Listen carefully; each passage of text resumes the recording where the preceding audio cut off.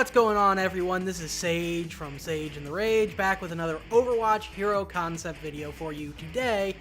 And what I'd like to talk about is a concept I've got knocking around. Now, if you've watched my previous episodes, I have a tank healer hybrid that I proposed and a pyro, but now I want to focus on something a little bit different, a melee offense hero. Now, melee builds tend to be one of my favorite builds in a lot of games. You know, especially in a shooter, it's a different way to go about things. And Overwatch really doesn't have a whole lot of melee characters. You got Reinhardt and Doomfist primarily, and both are great, but I feel like there's still room for another one. So to that end, I would like to put forth my concept. And that is McGregor. I envision McGregor as a little bit of a Berserker type character. He's a Scotsman and tough as nails, and his whole playstyle will be, you know, to get in your face, take you down quick, but kind of lacking in the range, not really that heavily armored, so a bit of a melee glass cannon, if you will. So let's hop right in.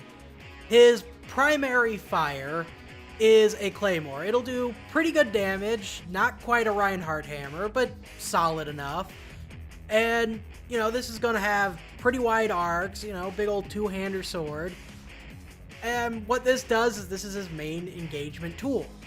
So, you know, McGregor's already positioned as an in-your-face, up-close and personal hero. That'll make him very dangerous to play, but to aid in that, he will have a passive. I call this passive Bloodlust, and how it works is the less health McGregor has, the more damage he will do. So at full health, he'll just do base damage, you know, regular, it's nice, but if he's critical, you know, really in need of some healing at this point, he is going to rip through people like they're butter. And, you know, this is kind of a high-risk, high-reward play style. Do I let my health drop so I can get those massive damage bonuses, or do I maybe play it safe but not kill as quick? You know, kind of a trade-off there. But he's a melee hero, so obviously you don't want to get picked off before you can engage the enemy, right? Well, to that end, McGregor uses a movement ability I like to call Heroic Leap. Anyone who's played like a Diablo or a Warcraft really knows what this is all about. You jump forward in kind of a... You won't go very high off the ground, but it'll be kind of an arc. And when you land, you will impact the ground with kind of a shockwave out that'll deal AoE damage to anyone in a radius around you. This is your engagement tool. This is how you will get in close to your enemies to take them out. But what do you do when you are up close and personal?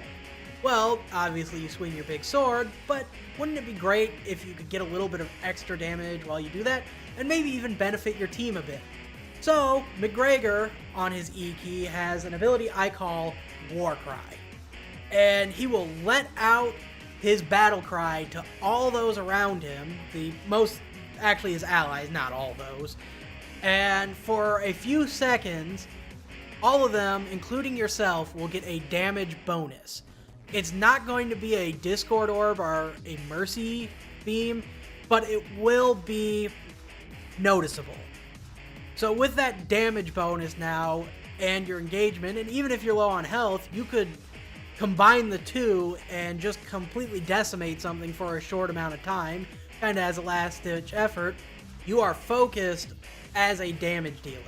You know, you are getting in things' face, killing them quick, but your sustain might be a bit difficult. But moving gears a little bit, we finally have McGregor's alt fire. And, you know, he's a melee hero, but I think every hero needs just a little bit of range on him. So, I think, fitting with McGregor's style, he will hold with him a Caver. This will have a pretty short cooldown on it, probably about 4 seconds.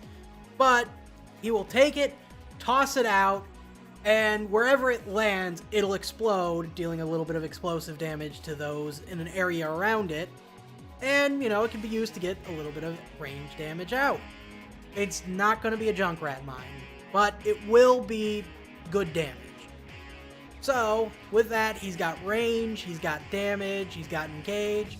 But what are we missing? Obviously the ult. Every offense has got to have a big flashy ult to finish off your enemies, and McGregor's no different. His ult is a Warcraft staple, Whirlwind. He will take his sword and spin 360 degrees around multiple times, just shredding through whatever's in his radius.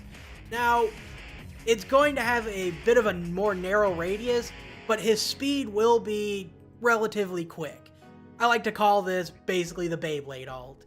You know, he will spin around, attacking things for about 6 seconds or so, dealing big damage to whatever he hits, and pretty much ripping apart whatever.